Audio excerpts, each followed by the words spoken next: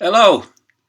Well. The Prime Minister of Britain has felt it necessary to deny that there is a, quote, David Icke-style conspiracy involving the European Union and keeping Britain in the European Union.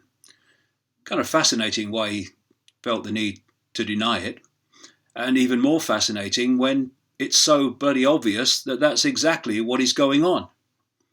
I've been exposing the European Union for 25, 26 years now in my books and talks around the world.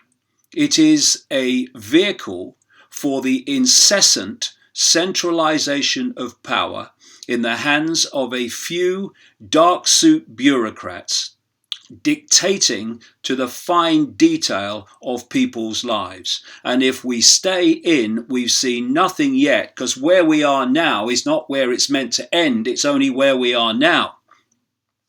From the first moment that the European project, as it was called, began, it has embarked on an incessant process of constant centralization of power, taking away more and more decision making from communities and from countries and focusing it into the hands of a few unelected bureaucrats. And now we're facing an EU so-called referendum, which Cameron is only having because he thought it would head off a pressure from UKIP at the last election. And now he's stuck with it, and somehow he's got to stay in Europe while, on the face of it, giving the British people a so-called choice. So what's happening? The whole referendum is being skewed in the most blatantly biased way. The public are being, attempted to be anyway, frightened into being terrified of pulling out of this centralized tyranny by, oh, you'll lose your job, this will happen, that will happen, you won't be able to do this, you won't be able to go there.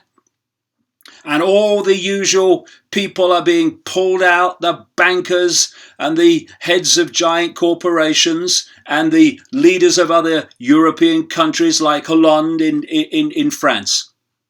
And it's all designed to not even persuade, to frighten the people of Britain into staying in a centralized bureaucratic tyranny which is designed to take all freedoms away and in the end to dismantle countries and break Europe up into regions.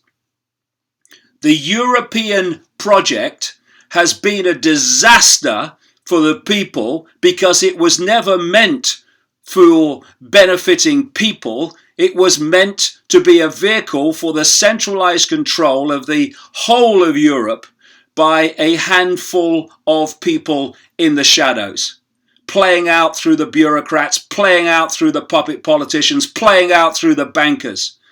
There is no conspiracy to keep Britain in the EU, Mr. Cameron. You are having a laugh.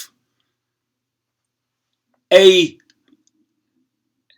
organisation which has been designed from the start to take more and more power to the centre is really going to hand back power to Britain.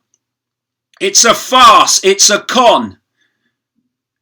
And worst of all, Mr. Cameron, you bloody well know it, and so does your Chancellor, Osborne. So do so many of the people involved in this. They know it's a con. You know you're trying to frighten people. And so, people of Britain, what are we going to do here? Are we going to have this snake oil salesman dictate to us through fear whether we take some freedom back at last, it's about time, or whether we're going to meekly go, oh yeah, I'm so frightened, I'm going to vote to stay in. And all what is still to come, I kid you not.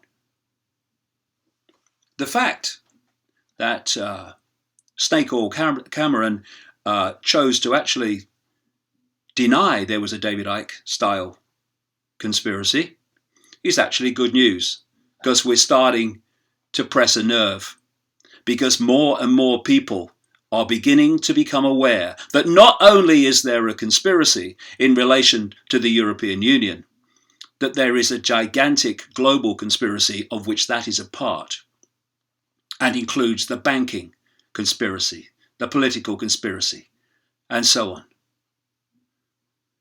So, very recently, I made a major video cast about what is going on in Europe, what this referendum's about, what the migrant crisis, engineered appallingly, is all about. And so if you press the link with this post, you'll be able to see that as well. Thanks, Mr. Cameron, for showing that we are having an effect. See ya. Bye.